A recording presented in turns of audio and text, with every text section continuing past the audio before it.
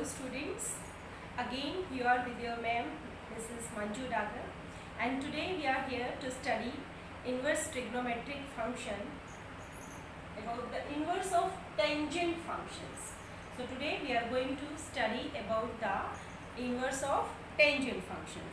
In our previous lecture we have studied about the graph of the tangent function, and today we will solve the problems related to the tangent inverse function. So here I have written some questions in which first question is asking find the principal values. हमें principal values find out करनी है. Principal values tan inverse minus root 3. This is our first part. Tan inverse minus root 3. Again जैसा कि हम करते आए हैं, हमें सबसे पहले पता होना चाहिए टेंजेंट फंक्शन का डोमेन और रेंज क्या है.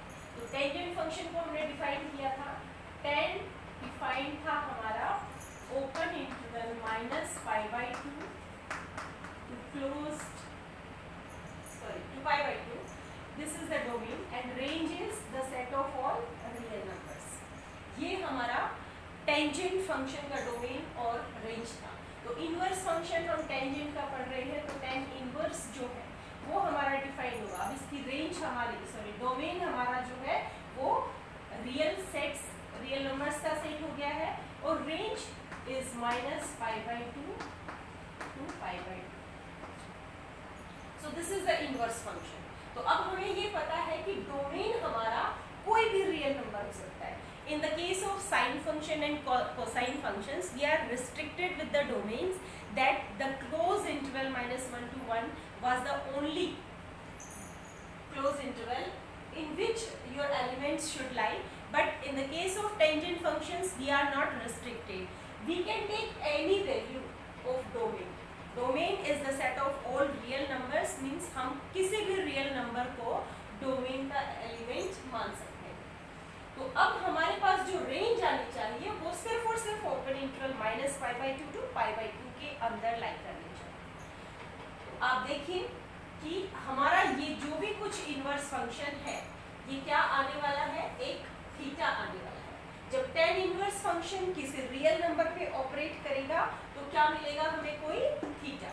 तो ये इक्वल हम मानते हैं थीटा की. और थीटा क्या होना चाहिए, बिलोंग करना चाहिए -π/2 to π/2. This should be the interval. Theta जो है उसकी रेंज हमारी -π/2 से π/2 है. सच दैट कैसा थीटा है कि अगर हम उसका tan निकालते हैं तो tan थीटा क्या आना चाहिए, -√3. tan थीटा हमारे पास आना चाहिए -√3. Sorry, this was the bracket. तो ये tan इनवर्स हमारा ऐसा कोई थीटा आएगा जो थीटा हमारा इस इंटरवल का एलिमेंट होगा और उसका टेंजेंट -√3 होना चाहिए. तो अब आप सभी को पता है कि किसका tan थीटा जो है वो -√3 होता है. tan थीटा हमारा किसका √3 होता है, सबसे पहले तो आपको टेबल से ट्रिग्नोमेट्रिक टेबल से पता होना चाहिए. tan थीटा किसका √3 होता है, 60 डिग्री का. और 60 डिग्री को हम क्या लिख सकते हैं, π/3. लेकिन ये माइनस है, -π/3. अब आपको इसके लिए पता होना चाहिए क्वाड्रेंट्स, कि फर्स्ट क्वाड्रेंट में कौन पॉजिटिव होता है, सेकंड क्वाड्रेंट में कौन पॉजिटिव होता है. और ये चीज़ें हम 11th क्लास में स्टडी कर चुके हैं. According to that theory we have applied here minus sine, -π/3. So let me revise the concept कि हम अगर साइंस की बात करते हैं तो this one is your first quadrant, this one is second, that this is third and this one is fourth. Angle हमारा यहाँ 0, 90, पाई और 3π/2. तो इंटरवल्स की जब हम बात कर रहे हैं all positive after school to college, means इसमें हम क्या देख रहे हैं कि हमारे पास सारे के सारे ट्रिग्नोमेट्रिक फंक्शन फर्स्ट क्वाड्रेंट में पॉजिटिव होते हैं और हमारे सारे के सारे नेगेटिव होते हैं एक्सेप्ट साइन. सेकेंड क्वाड्रेंट में साइन और उसका कन्वर्स यानी साइन और कोसिकेंट, ये दो हमारे पॉजिटिव होंगे, बाकी सारे नेगेटिव ट्रिग्नोमेट्रिक फंक्शंस होंगे. और in third quadrant only tan tangent and its inverse cot ये हमारे पॉजिटिव होंगे, other trigonometric functions will be negative. And if we will talk about the fourth quadrant, in fourth quadrant cos and its inverse secant, these will be positive and all other trigonometric functions will be negative। तो अब हम देख रहे हैं कि हमारा जो है वो -π/2 से π/2 के बीच की है। -π/2 -π/2 का मतलब हमारा क्या हुआ कि अगर हम बिलो x एक्सिस चलते हैं तो ये जो डायरेक्शन है हमारी, ये डायरेक्शन कहलाती है क्लॉकवाइज, और अगर हम इस तरीके से चलते हैं तो ये हमारी क्या है, एंटी क्लॉकवाइज। तो हमेशा हम एंगल्स का मेजरमेंट इसको अगर एक्स एक्सिस कंसीडर करते हैं तो जितना भी हम अबव एक्स एक्सिस जाएंगे तो हमारा एंगल पॉजिटिव होता है, और बिलो एक्स एक्सिस अगर हम इधर से लेफ्ट की तरफ टर्न करते हैं तो ये हमारा होता है माइनस में, नेगेटिव डायरेक्शन कंसीडर करें। So now we will take our next problem related to the concept. ये हमारी है tan inverse 1। Again it's very common thing that you can do this problem very easily. tan inverse 1, तो ये भी हमारे पास क्या होना चाहिए, एक ऐसा थीटा आने वाला है, सेम थिंग, थीटा बिलोंग करना चाहिए open interval -π/2 to π/2 such that उसका थीटा अगर हम सच दैट tan थीटा हमारे पास क्या आना चाहिए, 1, tan थीटा 1। तो इस इंटरवल से आपको वैल्यू पिकअप करनी है, इस इंटरवल से मतलब समझ जाइए कि वैल्यू हमारी जो है वो -π/2 से +π/2 के बीच की होनी चाहिए, और उस वैल्यू पर tan थीटा हमारा 1 आता हो। तो कंसीडर कीजिए ऐसी कौन सी वैल्यू है जिसका tan थीटा 1 होता है, इट्स 45 डिग्री, और 45 डिग्री को हम लिखते हैं π/4। So this is the principal value. ये ब्रांच हमारी प्रिंसिपल ब्रांच कहलाएगी, and this value is your principal value. Now we will move to the next part. This is your part C, and in the same way tan inverse we will solve the problem like that. We have solved so many problems earlier also about sine and cosine, inverse sine and cosine functions. So this is the problem now.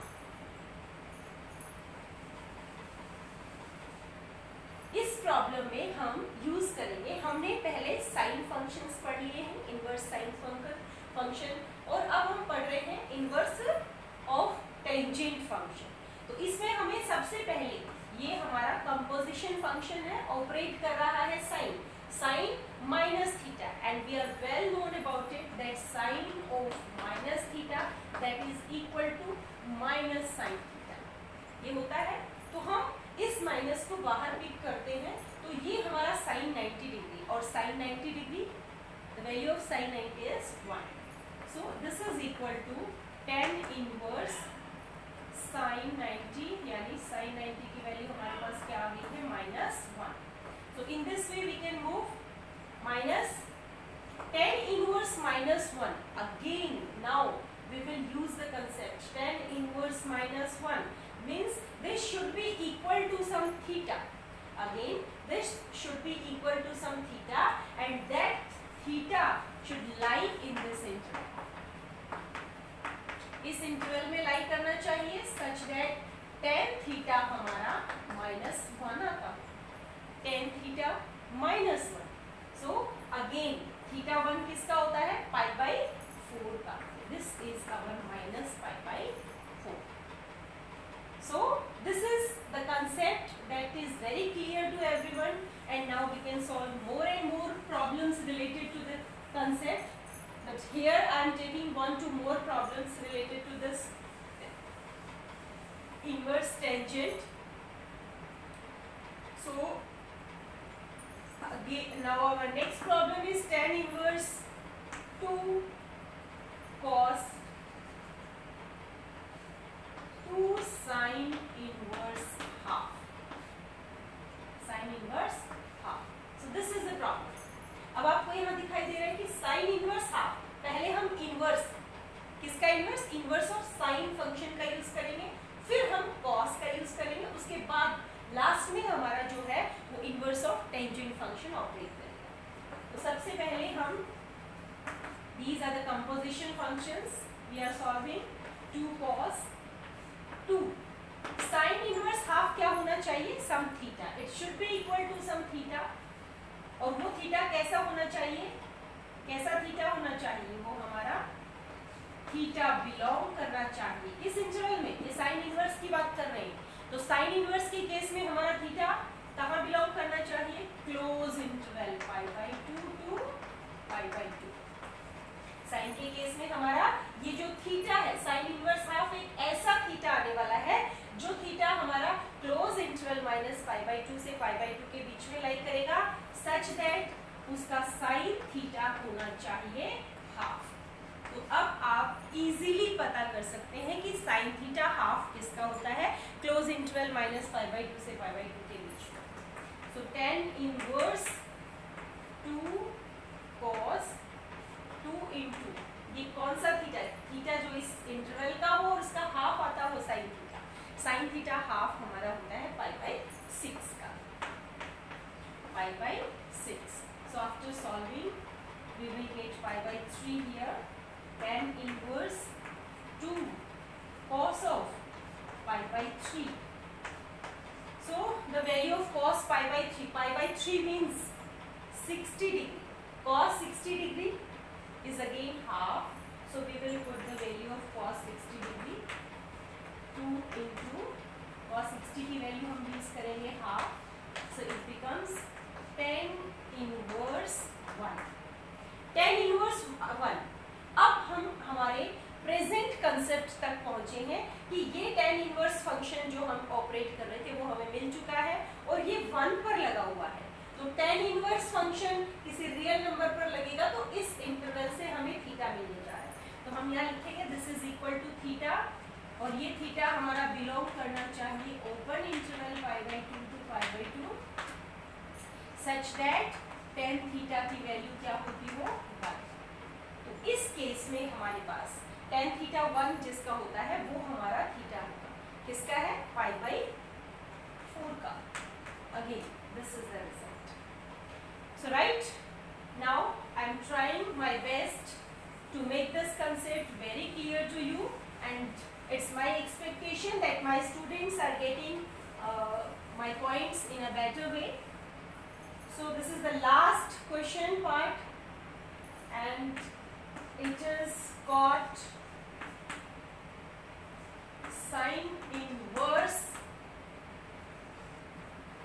cos tan inverse 1।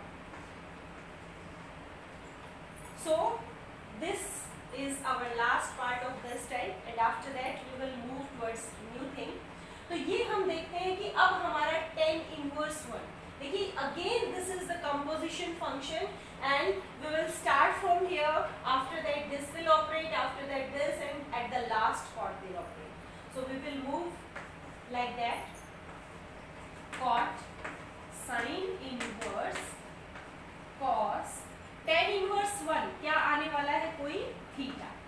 कैसा theta आने वाला है? ये theta belong करना चाहिए -π/2 से π/2 open interval में, सच that tan theta हमारा क्या होता हो? 1।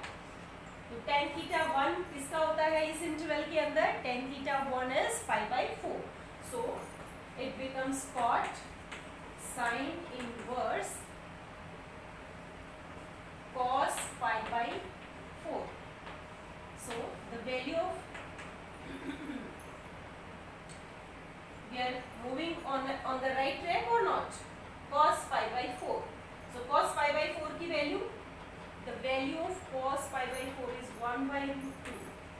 so cot sin inverse cos π/4 we will replace it with 1/√2 cot। अब साइन इनवर्स फंक्शन ऑपरेट कर रहा है इसमें, तो again this is some theta, but this theta should lie in the close interval -π/2 to π। इसके जगह पे हम क्या लिख सकते हैं? थीटा। ये हमने थीटा से रिप्लेस कर दिया, थीटा बिलोंग करना चाहिए क्लोज इंटरवल। ये आपको ध्यान रखना है कि साइन इनवर्स के केस में हम क्लोज इंटरवल ले रहे हैं सच दैट साइन थीटा हमारा आना चाहिए 1/√2। तो 1/√2 हमारा साइन थीटा हो, ऐसा हमारा थीटा होता है π/4। So here theta we can replace it by π/4। cot π/4, π/4 means 45 degree और tan 45 भी हमारा 1 होता है, तो cot उसका इनवर्स भी होगा 1। This is the result. So my dear students, in this way you can solve more and more problem related to the inverse of tangent function. So next I am going to take a little bit different question. Now this is the question that which one is greater out of tan 1 and tan inverse 1. We are having these two values, tan 1 and tan inverse 1, and the question is asking that which one is greater out of these. We know that, ये हम जानते हैं क्या कि 1 is greater than π/4. 1 is greater than π/4. And how it is possible? You can check it. 1 is greater than π/4. It's known. तो अगर हम tan function operate करते हैं, then tan 1 is greater than tan π/4. tan 1 is greater than tan π/4 because हम लिख सकते हैं since tan theta is an increasing function. Yesterday whenever we have studied about graph of the tangent function, then I make it clear to you that the tangent function is an increasing function. Increasing function. So tangent हमारा increasing function है, इसलिए if 1 is greater than π/4, this implies tan 1 is greater than tan π/4. So tan 1 is greater than 1 and 1 is greater than what? π/4. 1 हमारा क्या था? tan 1 इस tan π/4 को हमने replace किया है 1 से, क्योंकि tan π/4 की वैल्यू हम जानते हैं tan 45, it is 1. तो tan 1 is greater than 1 and 1 is greater than π/4. It's clear? तो हम क्या देख रहे हैं यहाँ पे? अगर हम इस 1 को रिप्लेस करते हैं, tan 1 is greater than 1, ये हमारे पास कंडीशन है। 1 की जगह पर क्या लिख सकते हैं? देखिए आप 1 अगर हमारा यहाँ पर tan किसी थीटा पर ऑपरेट करता है तो रियल नंबर नहीं मिलता है, रियल नंबर। और अगर tan इनवर्स किसी रियल नंबर पे ऑपरेट करता है तो हमें थीटा मिलता है। यहाँ पर देखिए हमारे पास क्या है? रियल। रियल मिला है मीन्स कोई ना कोई tan जो है वो किसी थीटा पर ऑपरेट हुआ है, तो इसको हम लिख सकते हैं tan 1 is greater than tan inverse π/4। Inverse के केस में देखिए आप, अगर tan π/4 1 है तो 1 को क्या लिख सकते हैं हम? tan inverse π/4। 1 को किससे रिप्लेस कर सकते हैं? tan inverse π/4। So this is the proof. हमें ये प्रूफ करना था कि कौन बड़ा है इन दोनों में से, which one is greater. So here it is clear that tan 1 is greater than tan inverse. Sorry, tan inverse 1. There is some mistake. Let me make it more clear. If 1 is greater than π/4 and we are implying that tangent function on both sides, then because it is increasing function, tan 1 is greater than tan π/4, right?